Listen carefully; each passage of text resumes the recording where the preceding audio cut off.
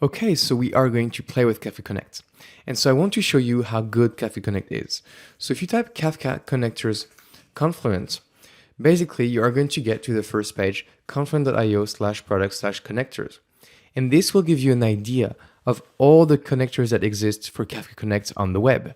So for example, if we go on this page and look at it, we can see that there are tons of connectors. So we can see some Confluent connectors, and we can see some certified connectors, and we can see some community connectors. So Confluent is, by the way, the creators of Kafka, and they've taken the role of basically accumulating one page around all the connectors that they exist online or that people told them to put on their page. And so if we scroll down and go all the way to the bottom, we can see that there is a Twitter connector. And there's a Twitter source connector and a Twitter sync connector. Because we are looking into sourcing data from Twitter, we can use Twitter source. Now there are two community links in here, so 1 and 2, and you can open them and it should take you directly to their GitHub page. So this is quite nice. Now, if we look at the first one, it has been updated on the 13th of March. And if we look at this one, it has been updated 25 days ago. So I'll just use the Kafka Connect from Jay Kustenborder, which is a Confluent employee, by the way. And I will basically use it because I know he does some really good code, and I'm pretty sure this connector will work. And so the first thing we have to do is look at the page, and there's usually going to be a README. And so the README says how to connect and how to configure this Twitter source connector.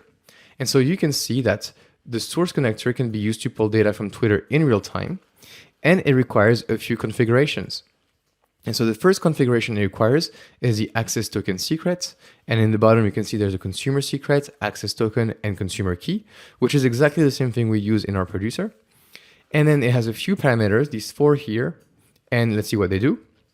Well, process deletes says whether or not this connector should process deletes. And it's a Boolean, so you can set true or false. Filter keywords is basically what we did, which is the keywords we want to filter for, and it's a list, so a comma delimited list, so we can say Bitcoin, politics, USA, whatever. Kafka status topic, which is the name of the Kafka topic to write the statuses of the tweets to. Kafka delete topic, which is the Kafka topic to write the delete events to. So as you can see, by just setting those and running the Twitter source connector, we should be working. So how do we set this up entirely?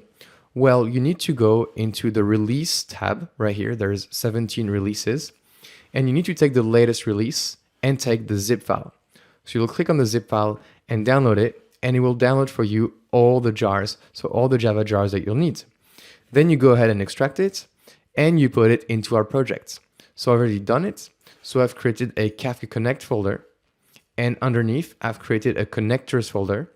Then underneath I've extracted the Kafka Connect Twitter, and underneath are all the jars from the zip file. So if you want to just replace what I do, then you can just copy this, okay? So these are all the jars from the zip file. And then we need to basically run this connector. So to run a connector, there is a command, and it's called connect standalone. So if you go back to your console and you type connect standalone, you can see that there is a usage that is the given, which is connect standalone. Then you give connect standalone.properties. Now, where do we find this connect standalone.properties? Well, you find them in your config directory.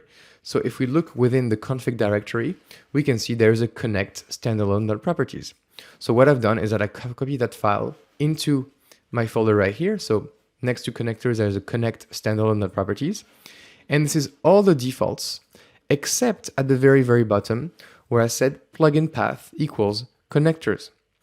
And so to define that all my connectors are going to be in this connectors directory, okay? This is why these files have to be next to each other. So once you have this, we're almost ready. The other thing we have to do is to run a Twitter properties. So these are all the properties we had from the file, but this time I just replaced the properties with their values. So we won't process deletes. We'll filter keywords to be Bitcoin, for example, or you can say Kafka and then tweet about the course.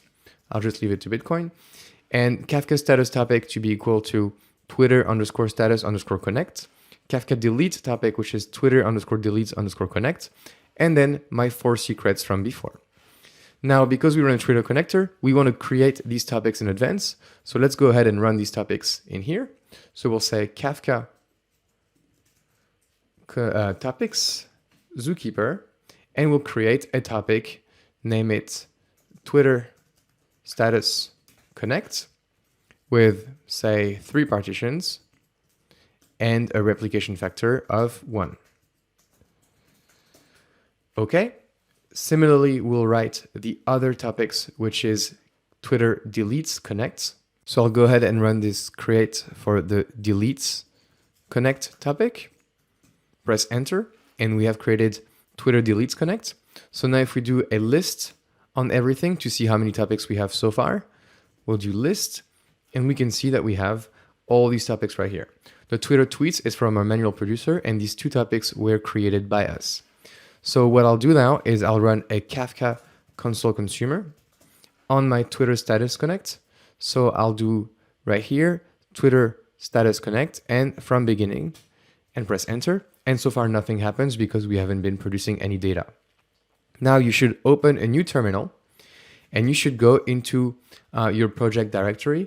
So I'll go to projects for me, then simple stuff, then Kafka beginners course, then Kafka connect, and do ls. So I'll see like all my files in my folders. So we have Twitter properties, connect standalone properties, and connectors. And if you look at this run.sh file that I've created, you can see that I show you the command to run to basically whether or not you're on like me, or if you're on Linux, Windows, Linux or macOS and you have .sh, or Windows and you have .bat. Windows users, I'm not sure this will work for you. Kafka Connect is meant to run on Linux, so fingers crossed for you, but it might not work. So for me, I'll run this entire command right here, which basically says start Kafka Connect, use the connect standalone.properties file, and then use the twitter.properties file.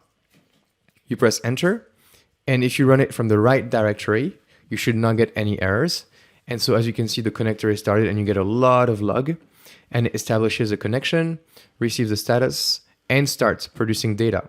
Now, if we go to my console consumer, we can start seeing data from Twitter directly put into our consumer right away. And that's amazing. That's really, really quick.